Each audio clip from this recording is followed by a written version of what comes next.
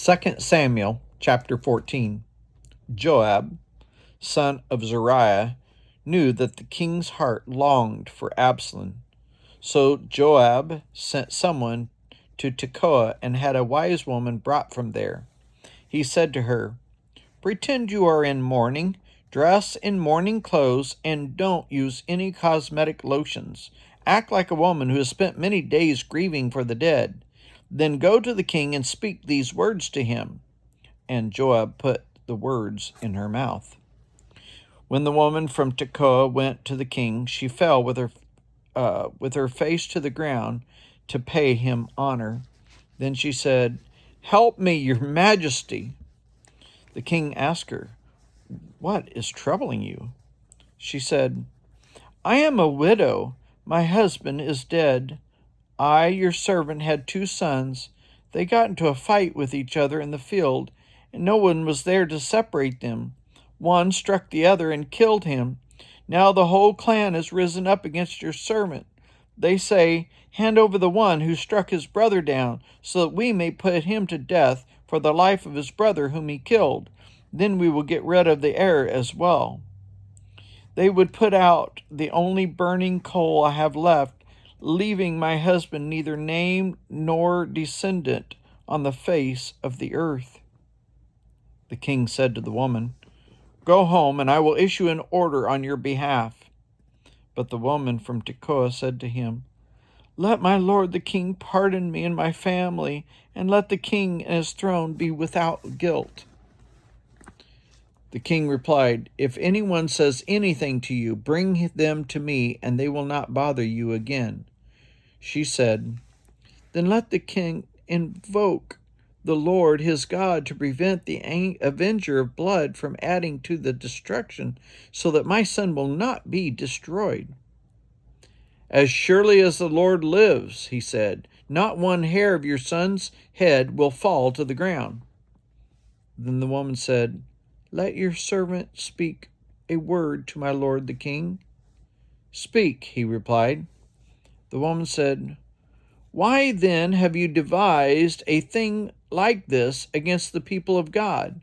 When the king says this, does he not convict himself? For the king has not brought back his banished son. Like water spilled on the ground, which cannot be recovered, so we must die. But that is not what God desires. Rather, he devises ways so that a banished person does not remain banished from him. And now I have come to say this to my lord the king, because the people have made me afraid. Your servant thought, 'I will speak to the king. Perhaps he will grant his servant's request. Perhaps the king will agree to deliver his servant from the hand of the man who is trying to cut off both me and my son from God's inheritance.' And now your servant says, 'May the word of my lord the king secure my inheritance. For my lord the king is like an angel of God, discerning good and evil. May the Lord your God be with you.' Then the king said to the woman, 'Don't keep from me the answer to what I'm going to ask you.' 'Let my lord the king speak,' the woman said. The king asked, 'Isn't the hand of Joab with you in all this?' The woman said, 'As surely as you live, my lord the king, no one can turn to the right or left from anything my lord the king says. Yes, it was your servant Joab who instructed me to do this, and who put all these words into the mouth of your servant. Your servant Joab did this to change the present situation. My lord has wisdom like that of an angel of God. He knows everything that happens in the land.' Then the king said to Joab, 'Very well, I will do it. Go, bring back the young man Absalom.' Joab fell with his face to the ground to pay him honor, and he blessed the king. Joab said, 'Today your servant knows that he has found favor in your eyes, my lord the king, because the king has granted his servant's request.' Then Joab went to Geshur and brought Absalom back to Jerusalem. But the king said, 'He must go to his own house. He must not see my face.' So Absalom went to his own house and did not see the face of the king. In all Israel there was not a man so highly praised for his handsome appearance as Absalom.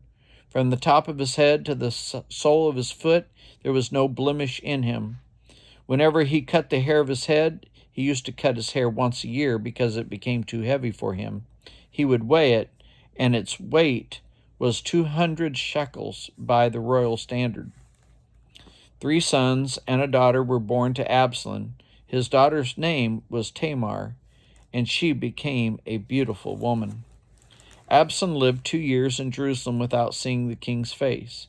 Then Absalom sent for Joab in order to send him to the king, but Joab refused to come to him.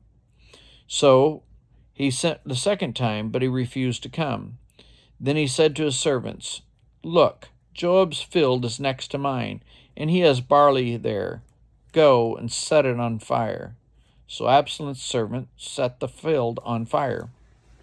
Then Joab did go to Absalom's house, and he said to him, "Why have your servants set my field on fire?"